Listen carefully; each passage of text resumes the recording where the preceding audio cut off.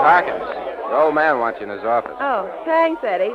Probably wants to give me a bonus on that last yarn I turned in for the sheep. Who knows what he wants, including him. Walk you to the door? Yeah, do that. Some young cub reporter might be waiting to take a bite out of me in transit. What are you working on for the old man, Harkins? Something hot? Big secret stuff. No can talk. Not even to me. I'm working here, you know. You never know it. See you later, Ed. Hi, boss. Come in, Harkins. I got an assignment for you. Good. Let's have it. Ever hear of Philo Vance? Private investigator par excellence? Sure, I've heard of him. Get an interview on him. Something about the cases he's worked on. Want to make a good feature. Maybe we'll run it as a series on Sundays. That's all. Just like that, I'm to get a story out of Vance. My, you know he never talks to reporters. So don't be a reporter. Be a society gal. Be somebody in trouble. Be anybody. Nobody said you had to be a reporter. No, that's right. Nobody did. A lot of people have told me I'm not a reporter. But you wouldn't be one of them, would you, Mike? I might one of these days. Call me and let me know how you make out. Okay, Mike. Oh, by the way, that yarn I was on this morning. Nothing doing on it. NG, No story. What one's that? That thing about the concert pianist, Lillian White, inheriting $500,000. She denies it. She denies it, so there's no story? Maybe I should have sent Henderson. Wait a minute, Mike. Keep your top down. Did dig up something on the White gal. Found out she was once married to a man named Joe McGuff. Mean anything? Not to me. Did you knock out what you have? Yeah, here it is on this paper. Only it isn't much, and you can't use it. But here it is, such as it is. Only I'm telling you now, it's no yarn. It's no nothing. Well, if you got nothing except that she was married to a guy named Joe McGuff, it sure is no story. Okay, leave it and I'll look it over. Go on now. See what you can find out from Philo Vance. I'm on my way. Only from what I've heard of him, I've got an idea he'll find out more about me than I will about him.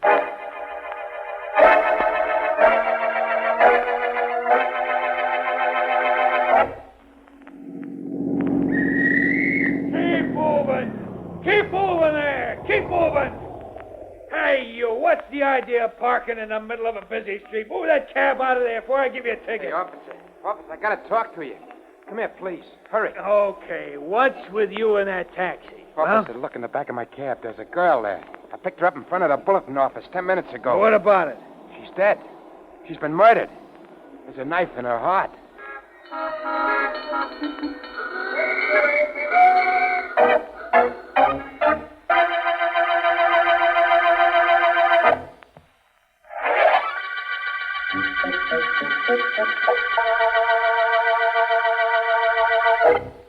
That's the story, Vance, all of it. The girl was a reporter on the Bulletin, and she was on her way to interview you when she was murdered. Interview me? That sounds like a very interesting case, Markham. Not to me, it doesn't. If anybody was murdered because they were on their way to interview you, Vance, murder's getting a little too close to home. Perhaps we'll move our home then, Ellen. What does the district attorney think about that? I'm not thinking about anything, Vance, except this girl's murder and the fact that she was on her way here when she was killed.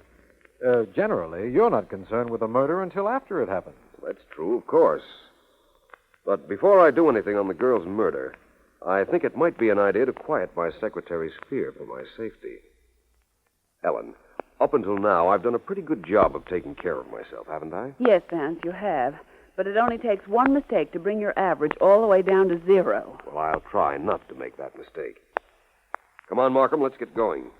We'll make the newspaper office our first stop. I don't know a better place to pick up some news.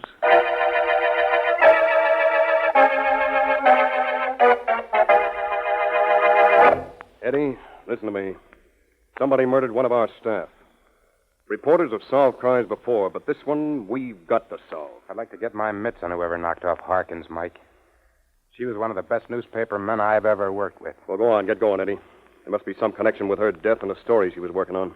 Well, you'd know what yarn you gave her, Mike. What was she on? Nothing at the moment. Nothing but a straight assignment. An interview with Philo Vance. What was she working on before? Nothing. That item about a concert pianist named Lillian White inheriting some money. Nothing important. Nothing, except that you took that story and put it on page 1. What a nice little job you made of it, too. Headline, is this the story that caused the death of the Bulletin reporter? Subhead, who is this mysterious Joe McGough? Nuts. McGuff. G-O-U-G-H is McGough. All right, Eddie, have it your way, only don't be bitter. That yarn, treated just that way, will be on page 1 of every paper in the country by morning. They'll all handle the story the same way. It's human interest. Story that wasn't even a story becomes front page news, only it costs the reporter's life. Maybe I'll turn in my press card. I know how you feel, Eddie, but forget it. Now, listen. How about to the house where the taxi driver lives? The one that picked up Harkins in front of our building. Get him to say something. Whether he saw anybody get in the cab when it stopped for a light. Anything. Okay, Mike, I'm on my way. Only if the cab driver knew anything, he'd have told the cops. And Riley at headquarters said he keeps insisting he didn't see anyone get into the cab after Harkins got in. The cops let him go, Eddie. He's home now. You got the address? Sure, Riley gave it to me. Well, get on your horse and see what you can find out. Okay. Only don't expect me to die just to put my story on the front page.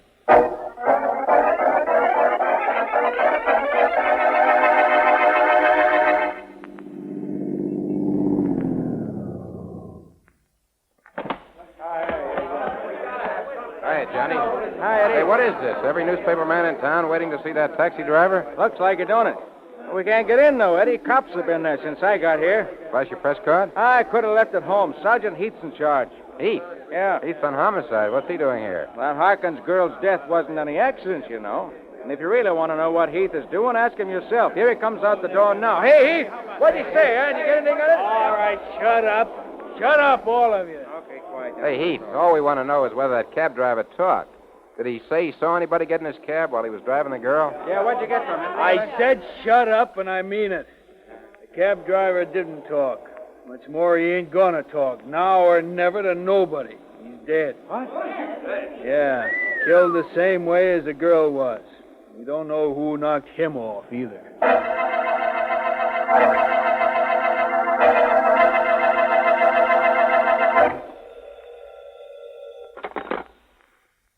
Hello? Miss Lillian White, Yes? long distance is calling. I have your party, sir. Go ahead, please. Hello, Lil. Yes. Who is this? This is Joe, Lil. Your darling husband. Remember me? Joe, where are you? What do you want? It don't make hardly any difference where I am.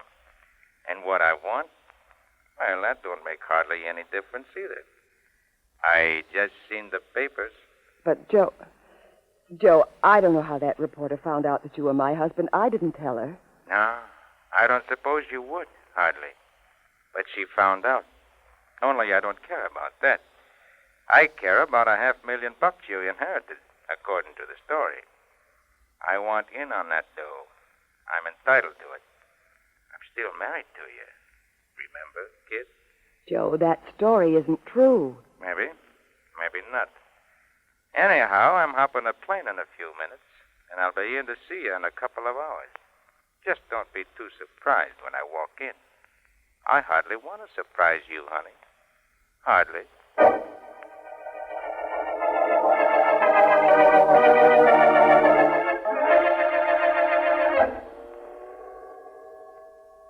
City room's on the 8th floor, gentlemen. Thank you. Well, we're finally on the way to the Bulletin office, Vance. Sorry we were held up. That taxi driver's death didn't help us any, Markham. Apparently, the same person killed Miss Harkins. Find the one murderer, and you solve 2 murders. Sounds like bargain day. You know why the taxi driver was killed? I think so. And I think I know why Miss Harkins was killed, too. Well, I'd say she was killed because of a story she was working on. Someone didn't want that story in print, and if that's true, when we see her editor, we'll find out what she was working on, and we'll have our suspects. The general idea is a possibility. The cab driver's death is pretty easily explained. He probably did see someone in his cab with Miss Harkins, didn't tell the police, but instead figured he'd try a little blackmail. Oh, when will people learn, I wonder? He won't learn anything anymore, I'm afraid. Well, here's the 8th floor. City room straight ahead. Right. You know, Vance, I think this case is going to give us trouble. I just have that feeling. All cases give us trouble, Markham. In every case we ever work on, somebody has committed a murder they've thought out pretty carefully. In their intelligence lies the extent of the trouble they cause us. And I'm sure our murderer this time isn't stupid. Then my hunch was correct. Probably. We'll know very shortly, as soon as we know what story Miss Harkins was going to print. Come on in with me. I beg your pardon. Yes. What is it? I'm Philo Vance. This is District Attorney Markham. How are you? Oh, hello. Hello, both of you. I'm Eddie Henderson. Can I help you, Vance? Perhaps. I'd like to see the city editor. Where do I find him? Oh, in that office back there. The first one on your right. Walk right in where it says private. Everyone else does. Thank you. Oh, by the way, which desk was Miss Harkins? That one there. First one you see. Why?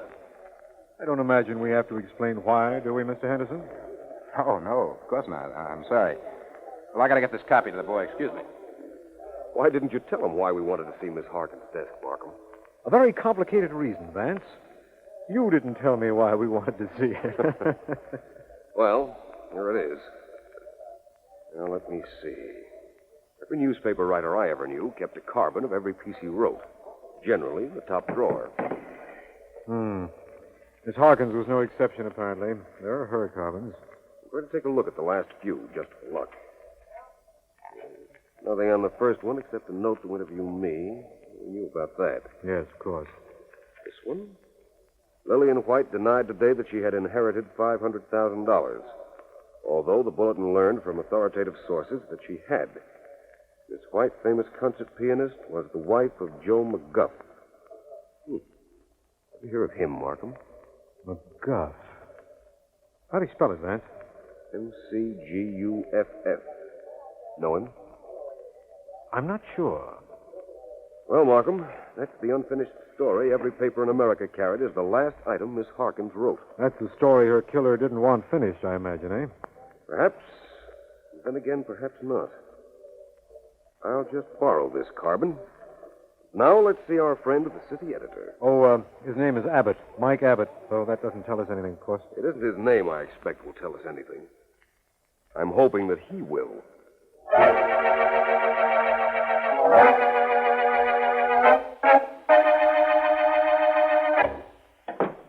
Hello, Miss White. Eddie. Eddie, what are you doing in my apartment? Talking to you. I don't know why I'm bothering to. I've done a lot for you in the Bulletin, Lillian. But I didn't like what you did to pay me off. Please, Eddie, don't I have enough trouble now? I don't even know what you're talking about. Don't you?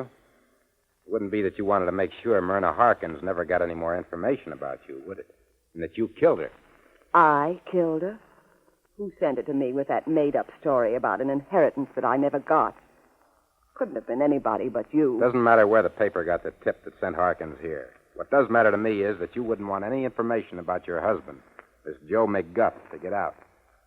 You see, I just got finished checking, and I found out the rackets he's been running. Get out of here, Eddie. Get out of here before I send for someone to throw you out. Who are you going to send for, Joe? And what are you going to tell him?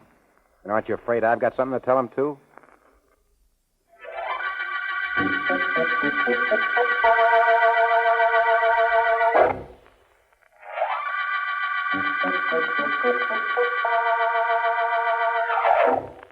This is District Attorney Markham. The Bulletin Murder Case began when Myrna Harkins, Bulletin reporter, was found stabbed to death in a cab.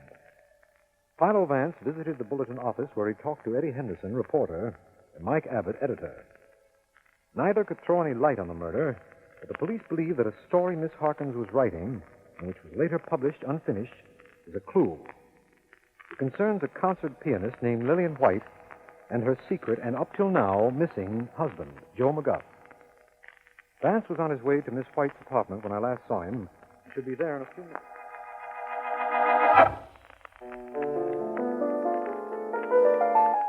What's the matter, Lily? You don't seem hardly glad to see me at all. Hardly. Go away, Joe.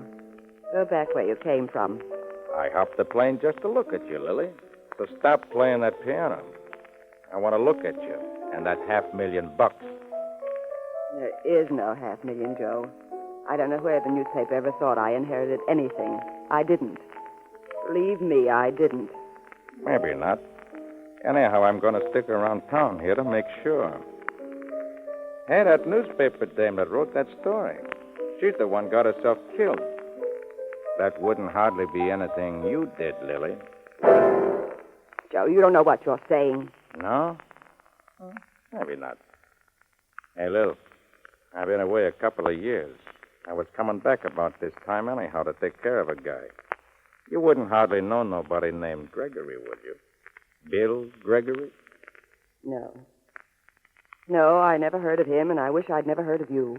I like you too, Lily lady. Only I don't hardly like the way you talk to me.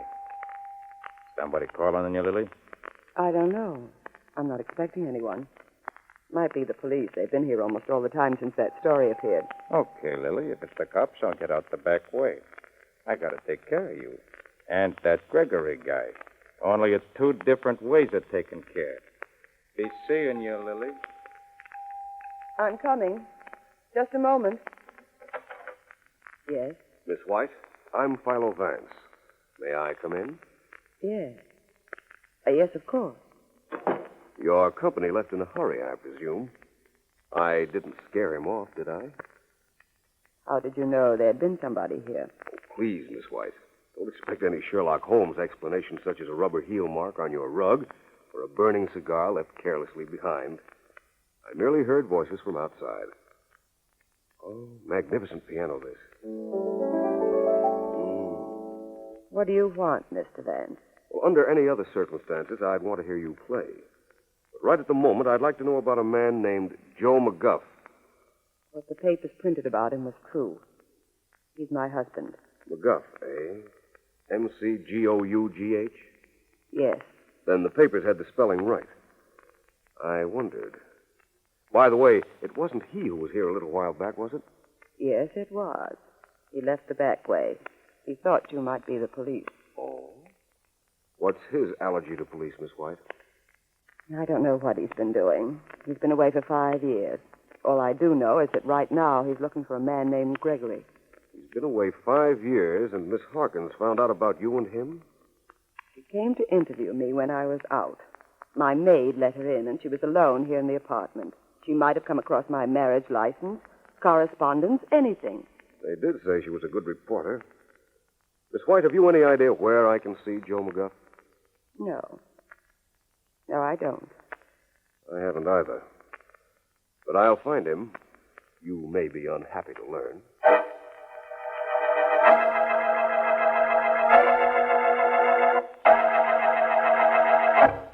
I think that will be all, Miss Deering. My notes are up to date on the Bulletin Murder, I believe. Read me the last item again, will you please? Certainly, Vance. With the knowledge of the above facts, detailed in chronological order, it is very evident to me who murdered Myrna Harkins, and as a consequence, Arthur Allen, the taxi driver. Oh, that's it, Vance. Now tell me, who was it? Who it was, Ellen, is secondary in this case to why it was. Wait until Markham gets here, which should be momentarily, and I'll tell you both at the same time. You could dictate it, and then I'll promise not to even look at it until the district attorney gets here. Oh, Ellen. I'll wait for Markham. Hello, you two. Here I am, right on schedule. Practically on cue, and I'm glad you're here. Really? Well, that's very complimentary. Vance, I've got some information. Joe McGuff is at the Rex Hotel. Heath tracked him down, only McGuff doesn't know that. Good, Markham. That's really good news. It will postpone my announcement, however. I'm going to see Mr. McGuff. Vance, you promised. Yes, I did, Ellen, but I told you the fascinating part of this case was why Miss Harkins was killed. That's the part I don't know either. But it's the part I'm going to find out now.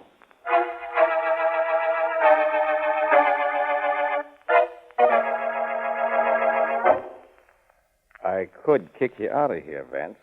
You could hardly blame me for that, could you? Hardly. No, I couldn't. You don't seem surprised that I found you, Mr. McGuff. I heard of you, Vance. I ain't surprised at nothing you do. Then it won't disturb you too much to know that I can find a certain man named Gregory for you. Gregory. You know where he is? I think so. Maybe you're thinking ain't so good. Maybe you talk faster than you know. What does he look like?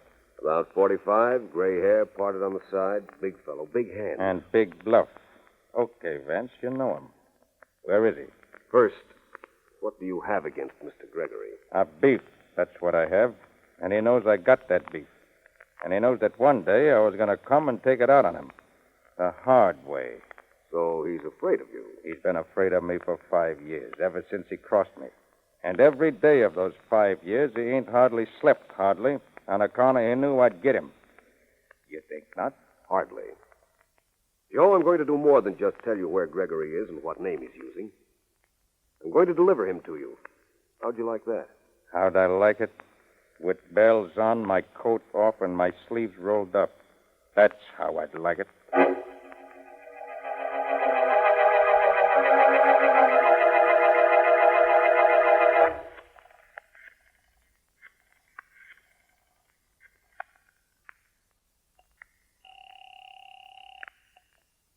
Hello? Ellen, this is Vance. Is Markham still at the office? Yes, he's sitting right here, Vance, and so am I, only I'm on pins and needles. Rather uncomfortable, I imagine. Vance, I've got to know who killed Myrna Harkins and why. But I'll settle for one thing now. Were the police right in their original premise that the story about Miss White's inheritance was the reason Miss Harkins was murdered? You mean was Miss Harkins killed to prevent that story from being printed? Yes. Mm-mm. We've never been more wrong in our lives. That murder was committed in order to make certain that that story appeared.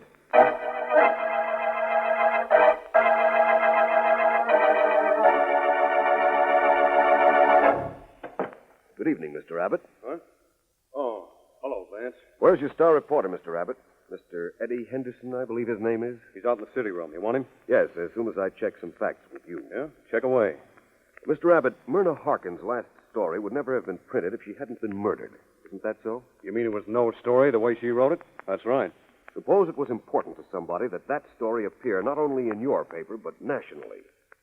It would be impossible unless the person who wrote it suddenly became important.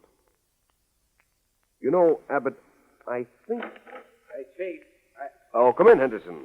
We were talking about you a while ago. Sergeant Heath, Yeah, Vance? please come in with Mr. Henderson and stay close to him, will you? Sure, Vance. Anything you say. Come on, Henderson. Vance wants you. what do you want with me, Vance? Eddie, Mr. Vance thinks you had something to do with Myrna Harkins' death. He does. Well, isn't that nice? Now, don't get tough with Vance, or I'll rap you one. Thank you, Sergeant. Don't mention it. Henderson, you knew nobody would print the Lillian White inheritance story the way she wrote it. So you killed her to make sure it would appear.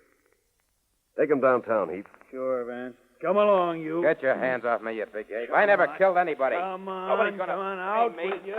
I'll take care of this character, Vance. Don't worry. Thank you. Don't mention it. Well, so Henderson's a murderer. I can't believe it. Then don't try to. Oh, Mr. Gregory. Yeah? I mean, who? Don't bother with the deception, my friend. I know your name is Gregory, and I know you killed Myrna Harkins. That little byplay with Henderson just now was to throw you off your guard so you'd answer to the name of Gregory. Well, what does that prove? A lot of things. You said whoever killed Harkins did it so her story would get in the paper. Well, I'm the editor. I could have used that story if I'd wanted to. And what's this Mr. Gregory business about? You're Gregory, all right. I described you to Joe McGuff. McGuff? That's right. And it's right that you could have published Miss Harkins' story in your own paper. But that wasn't any good. You had to have a story that would break nationally, so no matter where McGuff was, he'd see it and come back here. I wanted him back here, whoever he is? Most certainly. That was your intention when you first dreamed up the inheritance story for Miss Harkins to work on. You had the whole thing planned then. Let her write the denial. Then you were to kill her, and her last story would then be page one news all over the country. You wanted McGuff back here so you could kill him before he got you. Heath. Heath. Here I am, Vance. I take this guy downtown? Please. He's one of the lowest murderers I've ever met. Killing an innocent girl just as a means to bring somebody here where he could get his hands on him. Harkins innocent? That's how much you know. She knew all about me. The same things that McGuff knew. She'd been blackmailing me for years. Hey, Vance. Vance, tell me. I gotta know something. Where did I make my mistake? You were too good a newspaper man, Gregory. Too good a newspaper man, but not too good a murderer.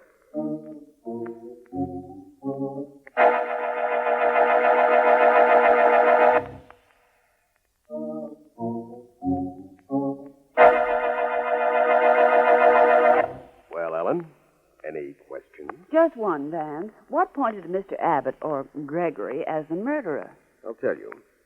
When Myrna Harkins wrote the story of Lillian White's alleged inheritance, she spelled McGuff M-C-G-U-F-F. Yes. Her editor, who'd sent her on the story in the first place, knew the correct spelling was M-C-G-O-U-G-H. so he changed her copy accordingly. Oh, I get it. And actually, he'd have no way of knowing the right spelling unless he knew McGuff. Correct. He had to change the story to be sure it came to the attention of the right McGuff. Quite simple, isn't it? It always is after you explain it. Vance, you're so wonderful. You solved this one, and it was a pretty tough package. Well, let's not discuss packages, Ellen. Let's understand only that this is the end of the Bulletin Murder Case.